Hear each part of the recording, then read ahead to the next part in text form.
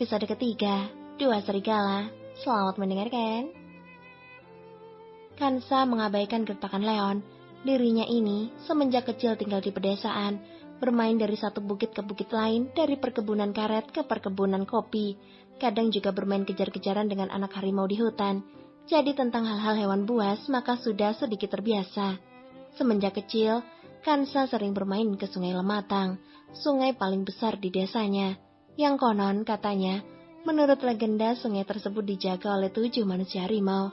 Jadi mana ada dirinya takut menciut, ketika mendengar hanya serigala saja, maka hatinya pun tidak langsung menciut. Di kepala Kansa malah memikirkan hal lainnya. Kansa memikirkan pembagian-pembagian 4 keluarga besar di kota Palembang ini. Kansa memikirkan pembagian keluarga di seluruh kota Palembang.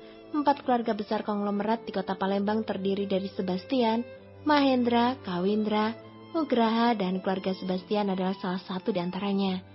Sedikit bergidik ketika memikirkan kekuatan besar dari 4 keluarga besar ini, dan bahkan hatinya jadi berdegup kencang ketika memikirkan dia saat ini telah menjadi istri Leon, yang artinya dirinya telah memasuki lingkaran kekuasaan besar tersebut. Meski tak ada cinta, namun bukan berarti suaminya itu akan membiarkan istrinya ini ditindas sembarangan oleh orang lain. Tuan muda keluarga Sebastian memiliki kekuasaan besar. Dia adalah penguasa dunia bisnis termuda dan tertampan dalam legenda. Tapi, belum ada yang pernah melihat wajah aslinya. Dia sangat misterius. Sedangkan Kansa pernah menyelidiki villa anggrek ini, yang tinggal di sini hanya seorang cucu dari neneknya. Dan cucunya ini ternyata adalah suaminya yang sekarang penyakitan. Jadi jelas bukan orang terhormat dari keluarga Sebastian. Ini juga alasan kenapa Maharani tidak memperbolehkan putrinya menikah dengan Leon Sebastian, dan malah ingin Kansa yang jadi pengantin pengganti untuk memenuhi pengaturan para tetua keluarga Isfara. Oleh karena itu, di dalam pemahamannya, pria yang saat ini menjadi suaminya bukanlah orang yang punya kekuasaan tinggi dan pemegang kekuasaan besar, tapi Kansa malah melihat aura di sekujur tubuh pria ini sangat menyihir kesadaran bagi orang yang melihatnya.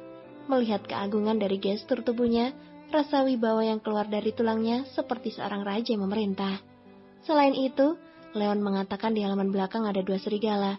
Serigala bukanlah binatang yang bisa dijinakkan oleh orang biasa dan sembarang orang.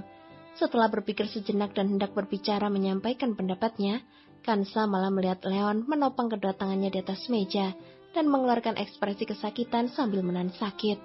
Penyakit Leon kambuh. Selama ini Leon memiliki gangguan tidur, mudah emosi, murung, tidak bisa tidur dalam malam hari. Ekspresi wajah Paman Indra pun berubah, dan seketika saja wajahnya memucat, seperti tidak ada darah yang mengaliri wajah Paman Indra. Dia hendak pergi memanggil dokter, namun Leon meminta agar Paman Indra membawa Kansa untuk pergi lebih dulu. Paman Indra memohon Kansa untuk segera pergi, namun ditolak oleh Kansa. "Tidak, aku tidak akan pergi," tugas Kansa membantah perintah Leon dan Paman Indra. Kansa kembali ke keluarga Isfara memang karena punya tujuannya sendiri. Dia perlu identitas ini sebagai pengantin villa anggrek, karena itu dia tidak boleh pergi. Kansa melangkah maju untuk memeriksa kondisi Leon, dan dengan penuh percaya diri malah mengajukan diri untuk mengobati Leon. "Aku sedikit memahami tentang pengobatan, baik tradisional maupun barat, aku bisa menyembuhkan penyakitmu." Leon malah besar dan memintanya untuk segera pergi, namun Kansa tetap menolaknya. Kansa mengatakan satu persatu gejala Leon dari sudut pandang pengobatan tradisional. Dia mencium aroma obat tradisional yang mahal untuk mengatasi insomnia di tubuh Leon. Dia menebak Leon punya gangguan tidur yang sangat parah dan serius. Paman Indra terkejut karena Kansa bisa menebaknya dengan benar. Kemudian Kansa menanyakan tingkat keparahan gangguan tidur Leon agar lebih yakin dan tidak salah ketika mendiagnosa.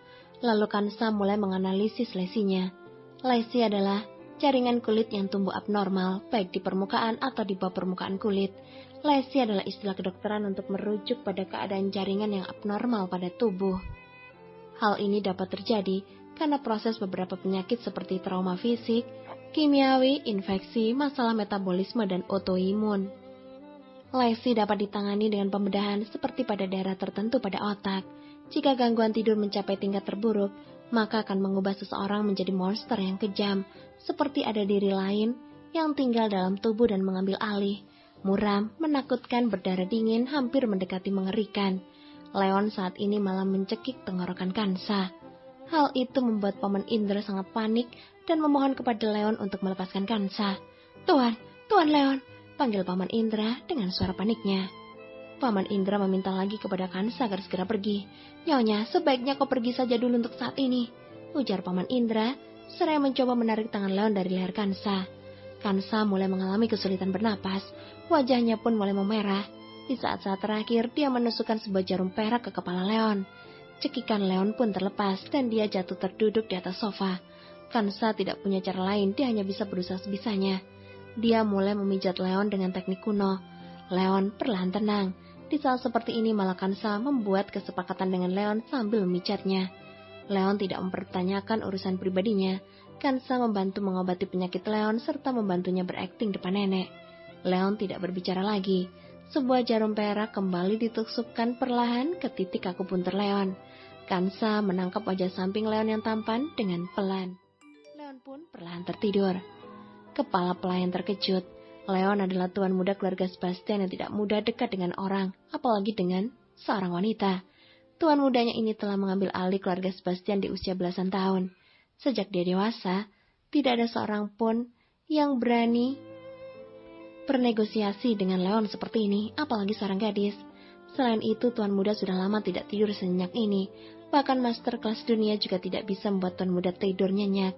Tapi tuan muda malah tertidur di telapak tangan gadis imut ini. Kepala pelayan memanggil Kansa dengan sebutan nyonya muda, tapi Kansa dengan lembut memintanya untuk keluar dulu. Paman sudah boleh pergi, aku yang akan menjaganya, tutur Kansa. Paman Indra tiba-tiba merasa tenang. Dia mendengarkan perintah Kansa dan keluar. Kansa terus menopang kepala Leon, sampai saat dia sudah tertidur pulas, barulah meletakkannya ke sofa, lalu menyelimutinya. Setelah semuanya beres, dia kembali ke atas kasur dan tidur. Di saat ini, Leon yang berada di atas sofa membuka matanya perlahan-lahan, lalu berjalan masuk ke kamarnya dan berjalan ke tepi ranjang, mengulurkan jemarinya yang jenjang untuk membuka cadar di wajah Kansa.